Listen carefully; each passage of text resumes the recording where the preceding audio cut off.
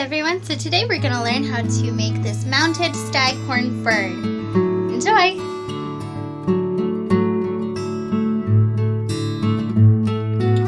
I used an upcycled cutting board here and then screwed 4 screws in. Don't go all the way through, but I screwed them in and they're going to act as something that you're going to wrap twine around later. So you're going to want to add those 4 to make 4 corners of a square. You're going to want scissors, twine, moss, and of course your staghorn fern. Now that you have all of your materials, you're going to want to get started. So we're going to remove our fern from its pot, and the root systems on staghorn ferns are very, very shallow.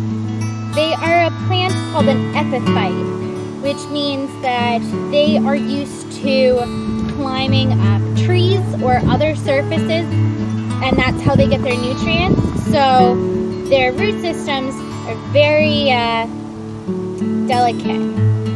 So we're going to want to be very gentle as we remove it from its pot. Alright, and you're going to notice that your roots don't actually go down that far. So you are going to remove the bottom half or third of the soil that's just kind of sitting there. Be very gentle this whole time. You don't want to damage the roots. So remove that. I always like to reuse my soil, so I put it back in its pot, and then I have a nice soil pile out here in my garden.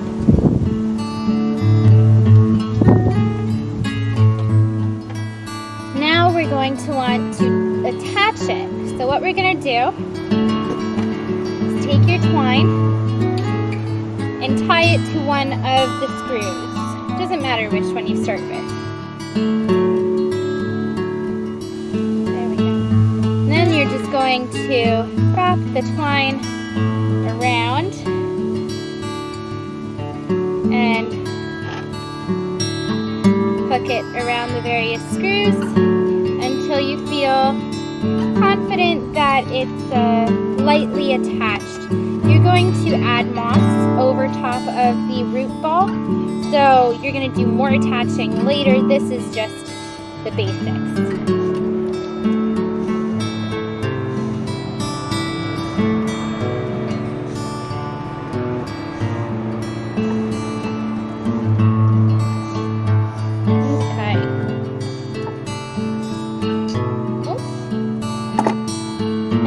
Fern, this staghorn fern has 2 different types of fronds on it. It has something called a shield frond and an antler frond.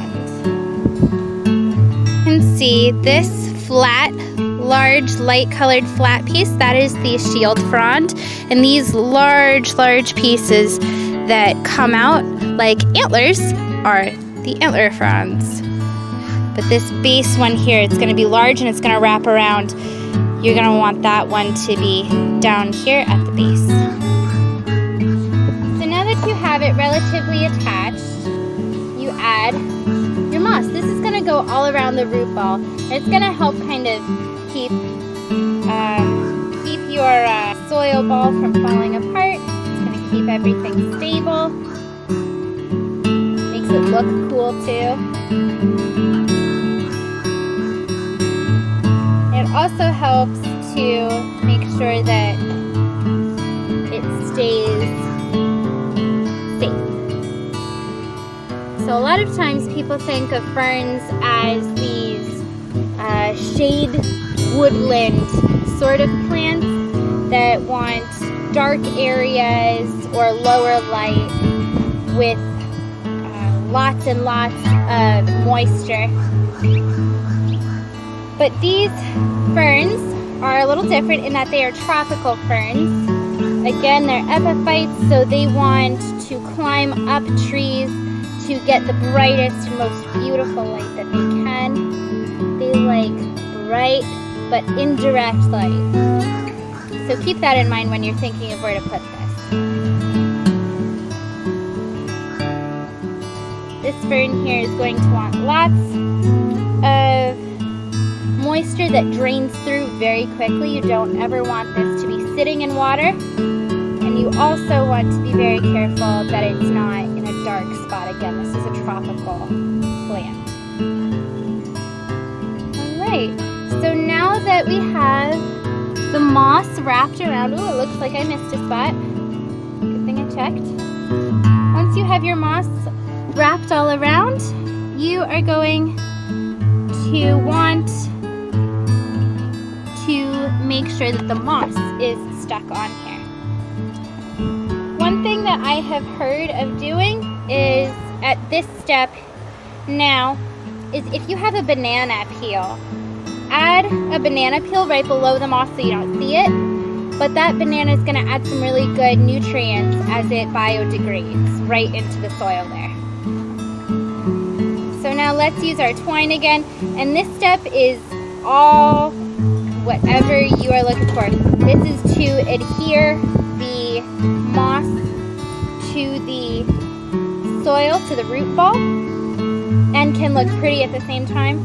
So crisscross, go diagonal, just do everything that you can to make sure that your twine is going to keep that root ball on the board. Eventually your plant will kind of establish itself, but you need to make sure that until that happens, that it's not going to move.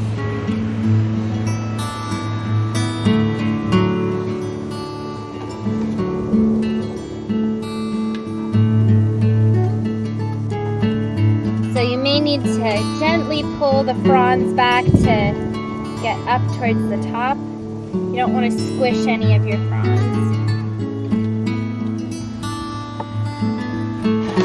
It may be easier at some points to turn the board itself.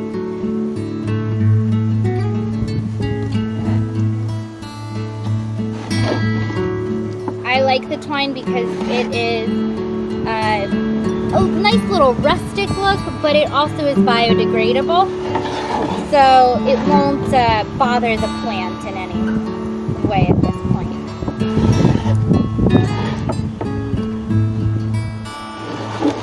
If you feel like during this process you need more moss, just gently take some and add more moss to wherever you think it's missing.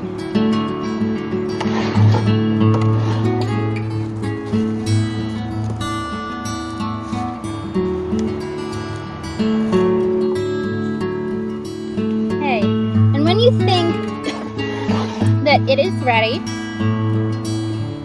a good way to check is to tie your string off. You can always add more if you need later.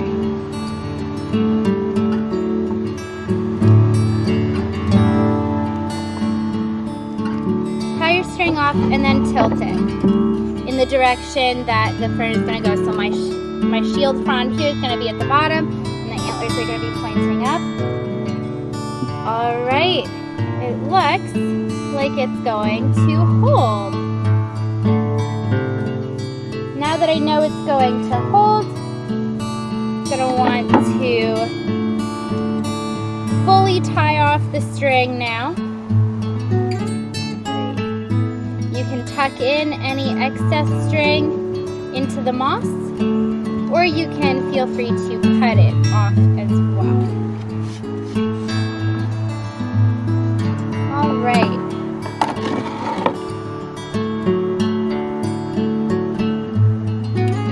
Now that we have that, we're going to want to make sure that we water it beautifully.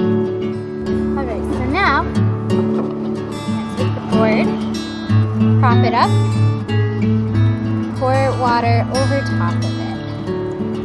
You want to completely saturate it.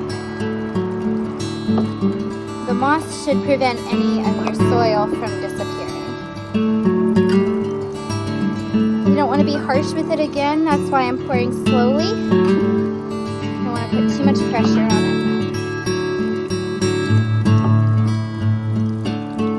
They'll also respond really well to daily mistings on their fronds. They like lots of humidity.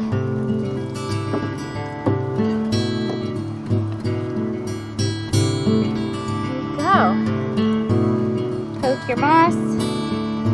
sure it is fully saturated. And then get ready to hang it.